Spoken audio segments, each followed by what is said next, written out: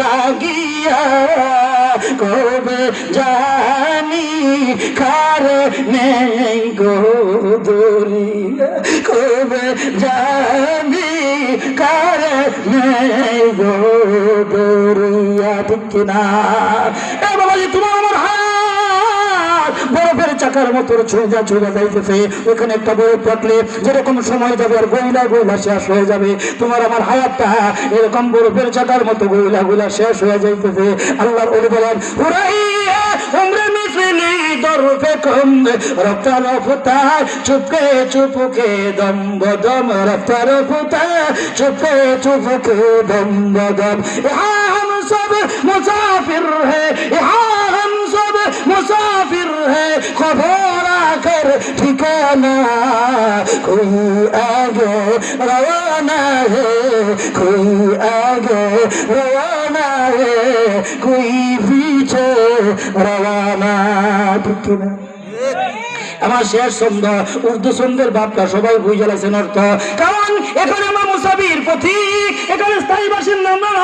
কেউ আগে যাবে কেউ পরে যাবে এটা উর্দু ছন্দের এরকম ভাবে সবাই অর্থ বুঝেছেন আমাদের দেশের একজন সে প্রায় এরকম ভাবে শিল্পী ছিল যার নাম আব্দুল হালিম ভালো ভালো অর্থবোধক গান লাগাতো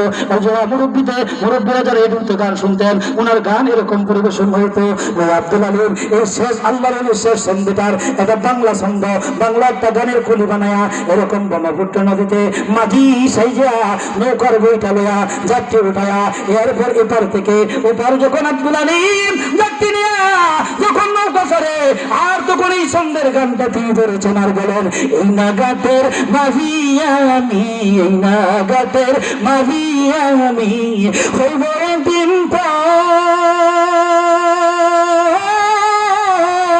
ওই পারে তোর আসল বাড়ি ওই পারে তোর ঘর ওই পারে তোর আসল বাড়ি ওই পারে তোর ঘর ঠিক কিনা আমার সময়গুলো শেষ হয়ে আসতেছে সময় নেই পুরোটা বলার এই জন্য বলি বুঝতে বুঝিল তোমার হাত বরফের চাকার মতো গলিয়ে গলিয়ে চলতেছে এখানে যদি একটা বরফের চাকা রাখা হয় 10 ঘন্টা বেরো আর পাইবা না গলিয়া গলিয়ে শেষ হয়ে যাবে জায়গাটা বিজা পাইবা কিন্তু বাবা জায়গাটা আর 10 ঘন্টা বেরো আসা জায়গাটাও বিজা পাইবা না আর 10 ঘন্টা পরে আসা এখানে যে একটা বরফ ছিল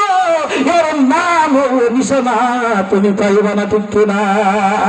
এই জন্য আল্লাহ বলেন হুরাইয়া উমরে মিসলি দরফে কম রফতা রফতা চুপকে চুপকে দম বদম রফতা রফতা চুপকে চুপকে দম বদম তোমার আমার হায়াত এরকম বরফের চাকার মতো চলতে যাইতেছে হাঁটতে চলতে ফিরতে বাজারে যাইতে খেতে খামারে যাইতে চাকরিতে যাইতে আর দম আনা নেওয়া করতে করতে তোমার হায়াত শেষ হয়ে যাইতেছে বাবা একদিন যখন দমটা বন্ধ হয়ে যাবে তোমার লাল বানায় ওই খাটিয়ার মধ্যে শোয়া গোসল করা মসজিদের বারান্দার ওই খাটিয়া তাই না তোমার ওই খাটিয়াতে শোয়া তোমার গল ধরে শোয়া রাখবে মানুষ বলা দেখতে আসবে তোমার জানালাটা বলবো না কবর করে দিবে ওই কবরটা এরকম 1 বছর 2 বছর 5 বছর তাজা তাজা দেখা যা 10 বছর যাবে গাছ অন্ধকার হয়ে যাবে 20 বছর 50 বছর 100 বছর পরে তোমার কবরের অবস্থা তুমি যে আব্দুল রহমান এই পৃথিবীর জমিনে ছিল জমিওয়ালা ছিল বাড়িওয়ালা ছিল সন্তান সংসার ছিল এটার নাম নিশানা থাকবে না এই জন্য বাবাজি অন্ধকার কবরে যাওয়া দেয় কোরআন যাও কোরআন সন্তান তোমার হুকুমের ভিতর ধরে ফেলবে যত এমপি মন্ত্রীর নেতাই হও না কেন যতই টাকাওয়ালা হও না কেন যখন তোমাকে এরকম ভাবে হুকুমের ভিতর গইয়া আর যেদিন তোমার ফেলা দেবে আলোচনা লম্বা আল্লাহ রাব্বুল আলামিন সূরাতুল ওয়াকিয়ার ভিতর বলেছেন ফালাউলা ইযা বালাগাতিল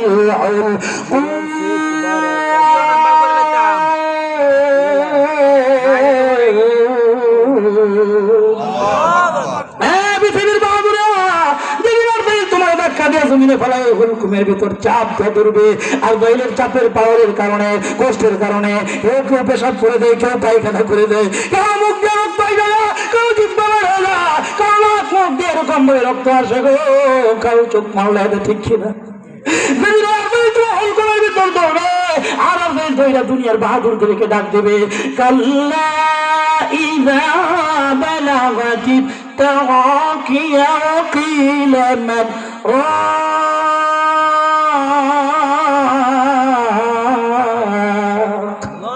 খালি ইশারা দিয়া যাইতেছি। রাগ বুঝেন তো? রাগ এই কাজটা রাগ, এই চেহারা রাগ কতনি বুঝেন তো? আমি সময় নাই বাংলাটাই কই আর বাইল কইব আমি তো এইটা বললাম সিভা দিয়া পৃথিবীর কোন বাহাদুর শক্তি আসেনি আমার কাছ থেকে রাখতে পারবেন? কি পারবেন? আল্লাহ কই পৃথিবীর বান্দাবান্দীরা না কেউ রাখতে পারে না। সেদিন তুমি আমি খালি চা চা দেখবো, জবান বন্ধ হয়ে যাবে। সেদিন আর আল্লাহ আল্লাহ জিকির করতে পারবে না, আর বলতে পারবো আর বলতে পারবো না সন্তানের আমার একটা মারি মসজিদে দিয়া দিও, মাদ্রাসায় দিয়া দিও, এতিমখানায় দিয়া দিও। না না না রে, জবানটা বন্ধ হয়ে যাবে, চোখগুলা ঘোরা ঘোরা খালি তুমি দেখবা আর সন্তানেরা কান্দবে আর তো আমি বড় সন্তান আসছে চিরনি আমার। না না, জবান বন্ধ হয়ে যাবে সেদিন, তখন জবান বন্ধ হয়ে যাবে, শুধু চা চা দেখবা। এটাও কোরআনে বলে দিয়েছেন ও তুমি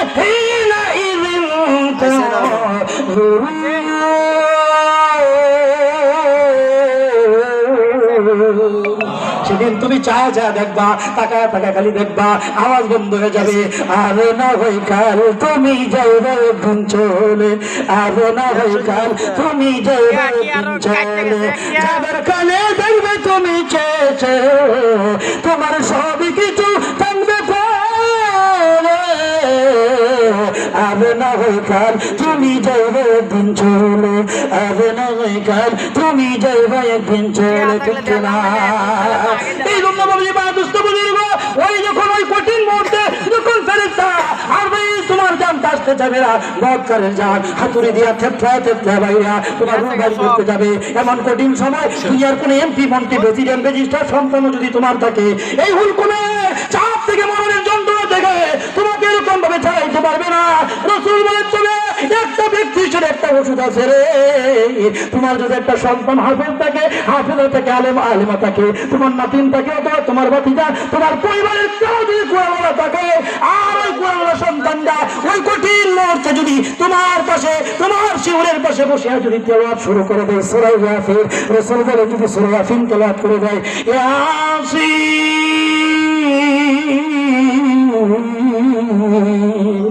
ওয়াল কুরআনিল হাকীম,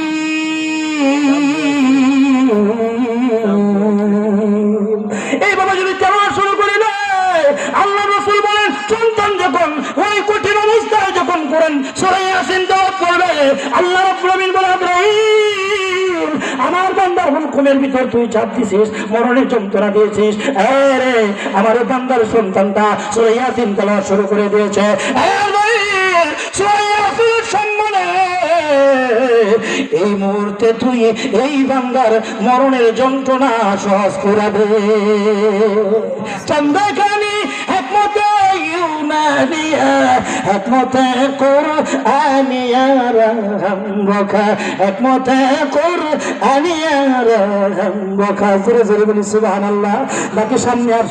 এরকম বয়ান নেওয়ার সুযোগ নাই, এই জন্য বাবাজি মরণের যন্ত্রণা খুব সহজ হয়ে যায়। একটা হাফেজ একটা আলেম সন্তান থাকার কারণে বাবাজি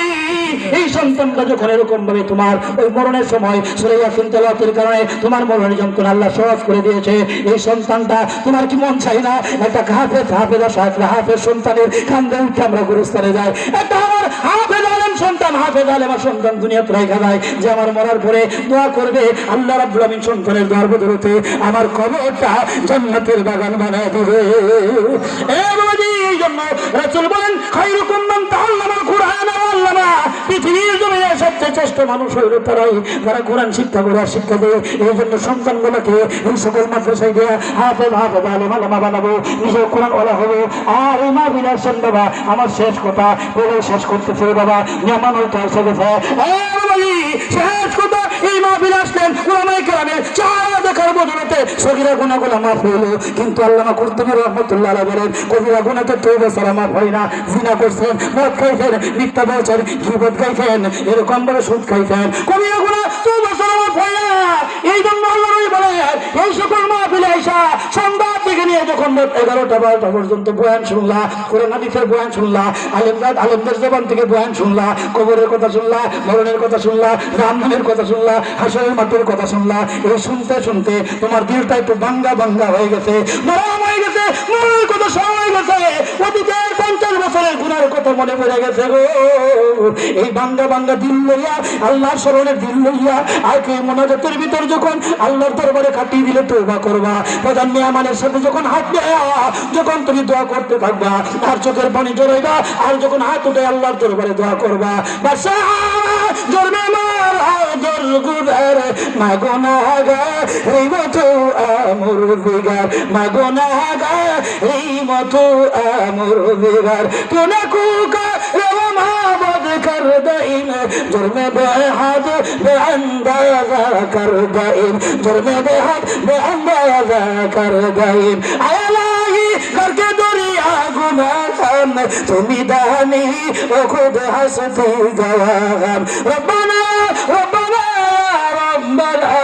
মাফ করে দাও জিন্দেগি কি সব গুনাহ, মাফ করে দাও জিন্দেগি কি সব গুনাহ, রব্বানা রব্বানা রব্বানা তওবা করছি আর তো গুনাহ করব না, তওবা করছি আর তো গুনাহ করব না। বাবার দিলের হালতটা এরকম ভাবে আল্লাহর দিকে রুজু করে দেন, কবরের দিকে রুজু করে দেন, তওবা অনেক করে আল্লাহর দিকে রুজু করেন। 2টা মিনিট বাবা যখন আখিরি মোনাজাতে এইভাবে প্রভুরে ডাইকা ডাইকা বলবেন আর ডাক দিবেন, প্রভু জিন্দেগি ভর এত পরিমাণ গুনাহ করেছি, এই গুনাহ নিয়ে যদি খবর তো কবরে যায় জাহান্নামের আগুন চলে করবে, ও প্রভু জাহান্নামের আগুন সইতে পারবো না, কবরের আযাব সইতে পারবো না, এরকম ভাবে সবের কাপড় সইতে পারবো না। আজকের এই মাহফিলে তওবা করলাম, আর নামাজ চলবো না, আর সুদ খাবো না, আর ঘুষ খাবো না, আর মানুষের গীবত গাইবো না, আর মিথ্যা বলবো না, আর নেশা করবো না, আর মা বাবার সাথে বেয়াদবি করবো না, আর কোরআন হাদিস মাদ্রাসা ওলামায়ে কেরামের সাথে আর বেয়াদবি করবো না।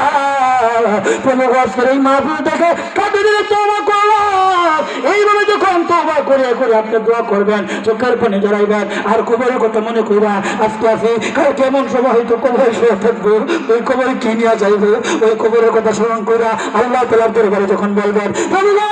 কোন দিন জানি ওই কবরে বুকের উপর মাটি চাপা দিয়ে সবাই চলে আসে, ওই কবরে কেমনে থাকবো, ওই কবরে মাইরে না, ওই কবরে মারলে কেউ দেখবে না, কেউ সুপারিশ করবে না, আল্লাহ গো ওই কবরে ভিতরে মাইরে না, জাহান্নামের আগুন জ্বালাবেও না। আমার সাথে বলেন জ্বালাইও না, পোড়াইও না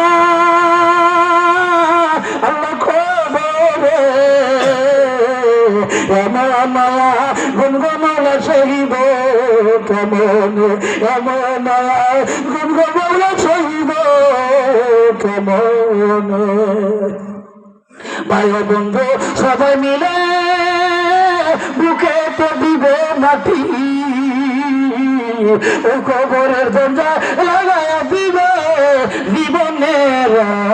লাগি ঠিক না, মালাকুল মউত আসবে যখন নিতে মোদের জান, সঙ্গে করে নিতে দিও মাওলা পবিত্র ঈমান, জোরে জোরে বলি আমিন। এইভাবে যখন কাঁদবেন আল্লাহর রহমতের দরিয়ায় জুস হইতে যাবে রে বাবা, চোখের পানি গুলা যখন টলমল করে পড়বে, নাকের ডোকায় পড়বে, অনেকের মুখ তাকা বাতা করবেন, কান্নার বানা করবেন, আল্লাহ রাব্বুল আমিন বান্দার চোখের পানি সইতে পারে না। কাল কিয়ামতের মাঠে এরকম জাহান্নামের আগুনগুলা যখন ধা ধা করে আসতে থাকবে, গ্রেফতার করার জন্য, গ্রাস করার জন্য, তাম পৃথিবীর আটলান্টিক মহাসাগরে পানি দিয়ে জাহান্নামের আগুন নিবানো যাবে না। তবে যদি দুনিয়ার জমিনে তোমার তওবার আল্লাহর ভয়ে কবরে বয়ে 1 ফোঁটা পানি যদি থাকে, আল্লাহর ভয়ে যদি 1 ফোঁটা পানি পড়িয়া থাকে বাবা, আল্লাহর ওলি বলেন দরাতস নাদারি তাকাতে সুস বসবরাবে বরি আতশ জনে মরু, বসবরাবে বরি আতশ জনে মরু। যদি 1 ফোঁটা পানি যদি দুনিয়ার জমিনে কামাই করতে পারো আল্লাহর ভয়ে, আসরের ভয়ে, কিয়ামতের মাঠে যে আগুন জাহান্নামের আগুন তাম পৃথিবীর পানি নিবানো সম্ভব না। তোমার 1 ফোঁটা চোখের পানি, কান্নার পানি, রাসূল বলেন 1 ফোঁটা আল্লাহর ভয়ে কান্নার চোখের পানি দ্বারা জাহান্নামের আগুন নিবানো যথেষ্ট হয়ে যাবে। এই জন্য বাবাজি বাতুস্ত বুজুর্গ আল্লাহ বান্দার চোখের পানি সইতে পারে না, আল্লাহর রহমতের হয়ে জুটুইটা যায় আর আল্লাহ দেখা দেখা বান্দাকে ডাক দেয়, বান্দা আয় আর করতে হবে না,